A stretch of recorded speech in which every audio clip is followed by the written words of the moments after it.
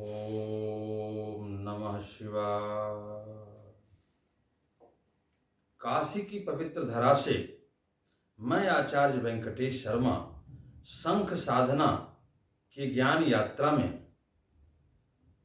आपके साथ जुड़ने के लिए तैयार हूं। स्वस्थ मित्र बने और स्वस्थ मित्र बनाएं कि आज 14वें दिन की यात्रा में आप सबका फिर से स्वागत है। शंख असंख्य दुखों का निवारण, शंख असंख्य दुखों का निवारण, ये जो पुस्तक है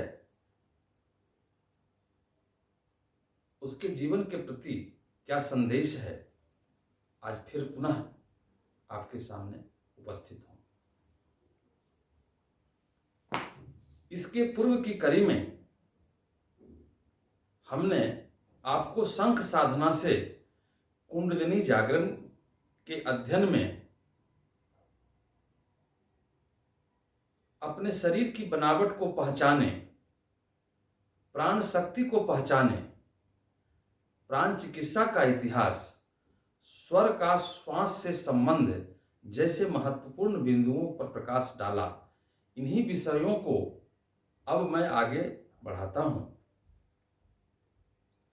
जब कुछ कार्यों को करने की बात आती है, जब हम कुछ कार्य करते हैं तो उस समय हमारे मन विचार में जो प्रभाव पड़ते हैं उस पर एक गहन अध्ययन है। एक निश्चित स्तर के ध्यान और बौद्धिक प्रयास की आवश्यकता होती है। जब कुछ कार्यों को करने की बात आती है जिसके लिए एक निश्चित स्तर के ध्यान और बौद्धिक प्रयास की आवश्यकता होती है, उन कार्यों को सबसे उचित तब होता है, उन कार्यों को करना सबसे उचित तब होता है जब शरीर स्थिर अवस्था में होती है। यानी कि हमारा जो उद्देश्य है कि कोई भी कार्य आप तभी कर सकते हैं संपन्न जब आपका मन मस्तिष्क स्थिर हो। तो हम मन को कैसे स्थिर कर सकते हैं? उसके लिए जैसे चंद्र स्वर, अब यहाँ स्वर श्वास का संबंध स्वर से, जैसे चंद्र नारी और सूर्य नारी की चर्चा पूर्व में हुई, उसी कड़ी को हम आगे ले चल रहे हैं। जैसे चंद्र स्वर या चंद्र ताल के रूप में जाना जाता है, चंद्र स्वर को चंद्र ताल के रूप में भी जाना जाता है।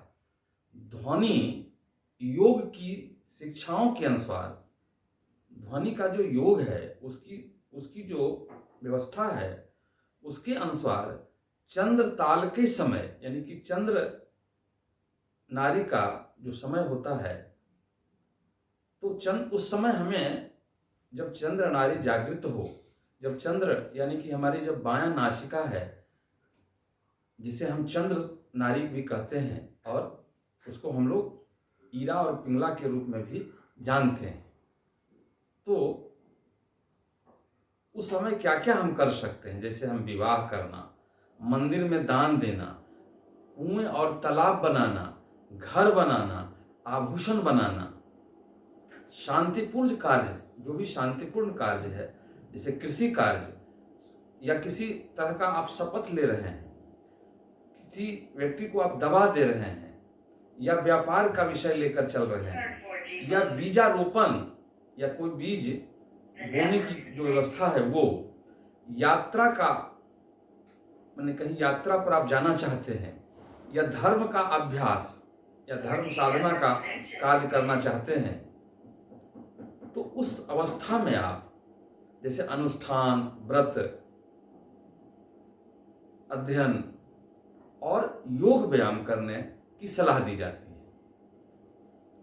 जब शरीर चंद्रमा की शीतलता के प्रति सबसे अधिक ग्रहणशील होती है तो ऐसा माना जाता है कि जब हम उत्साह, जुनून और ऊर्जा के साथ कार्यों को करते हैं तो इसे सूर्य स्वर कहा जाता है। यानी कि सूर्य स्वर और चंद्र स्वर, यानी कि चंद्र नारी और सूर्य नारी की बात हो रही है। तो चंद्र नारी की बात आपने समझा। अब सूर्य नारी को आपको समझना है।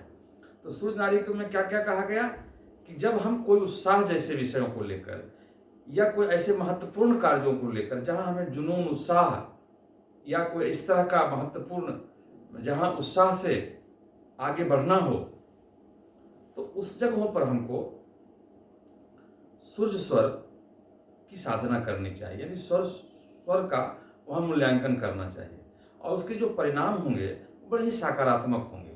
इसी तरह की ऊर्जा की आवश्यकता वाले कार्यों के उदाहरण में युद्ध, शिकार, व्यायाम और नदियों को पार करना शामिल है।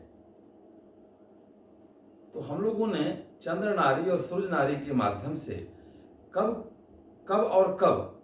यानी कि किस तरह से हमको कार्यों का निर्धारण करना है कि जब हमें शांत चित्त भाव से कोई कार्य करना है, जो शांति हमें प्रदान करता हो, उसमें हमें चंद्र नाड़ी का प्रयोग करना है। और जहाँ उत्साहजनित कार्य हो, जहाँ हमें कोई बहादुरी का कार्य करना हो, वहाँ सूर्य नाड़ी का प्रयोग करना चाहिए। इसके पूर्व हम लोगों ने बताया था कि दो पक्ष होते हैं, कृष्ण पक्ष और शुक्ल पक्ष। तो शुक्ल पक्ष के समय हमें कौन सी नारी सूर्योदय के समय जागृत होनी चाहिए, और जब हम कृष्ण पक्ष का जब समय आता हो तो हमें कौन सी नारी को जागृत करना चाहिए।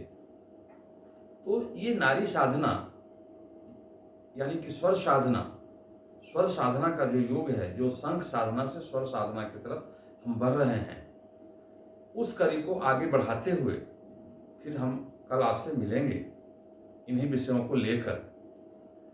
तो स्वस्थ मित्र बने और अपने मित्रों को भी स्वस्थ बनाएं। शंख साधना की इस कड़ी को आशा और विश्वास के साथ आगे बढ़ाएं। ओम नमो नारायण।